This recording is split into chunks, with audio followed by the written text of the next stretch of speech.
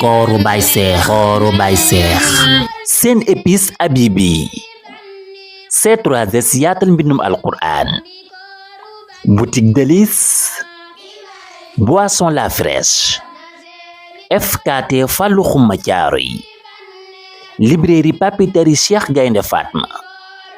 SST business multiservice Nasrul Muminina garab ak gàncax kër Maganeex di garab guy leeral bët di raxas deret te baax lool ci wàllu kàttan ñoo leen di may kooru Baye Seex weeru koor wi fukki fan yi mat na ci tey yërmande borom bi laa ne yal na nu dal weeru koor wi fukki fan yi mat na ci tey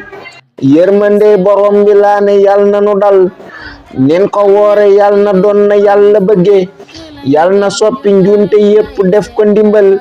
defoon nan ko daaw ba fekke waat ko ci ren ñii di topp kooru seex gi lan ko defal fukki waxtu jot na seex sangu ba set daldi sañse neena beer teebi la jël teeri biir garante yaa tar ca tari asa ndaw ba yéemu naa ca ñam fa dajal daara kokki ñépp a daje kum nu yol mu bégte naa ko loonu andil daara kokki gépp ñépp ñoo fa daje kum nu yol mu bégte naa ko loonu andil seex ne alxuraan ju neex ji mooma andi bàyyi leen ma toog te teewlu lépp ci xol yéemu naa ci sëñ Ahmed Saxiiru jëfam yaa ngi yokku tey ndawam yi ñoo ko doxal yal na yàlla yokku leer yi tabbu nu wér wërsëgal nu lun fi yéene xëy ko matal yal na yàlla yokku leer yi tabbu nu wér wërsëgal nu lun fi yéene xëy ko matal barke ngontu yàq xëyam na xëy nu faral coow li lëmbi réew mi yàlla bunnu mbugal barke ngontu yàq xëyam ya xëy nu faral coow li lëmbi réew mi yàlla bunnu mbugal réew mi tar na ñàkk tax na gor yi beru boole seen ci secteur yi fenn doxul réew mi tar na ñàkk tax na ndaw yi beru mboole seen secteur yi gis nga fenn doxul noo ngi woo Alaaji Fàllu Mbàkke Wallu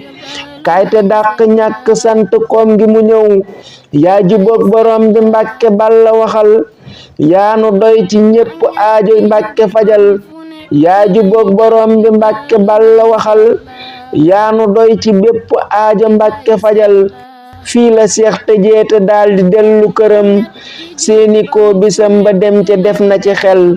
neena Wave Orange Money bi lépp na ñëw yokku daara jeemu yaatu moo ko soxal yokku daara jeemu yaatu moo ko soxal yokku daara jeemu yaatu moo ko soxal allahumma salli ala sayyidina Muhammad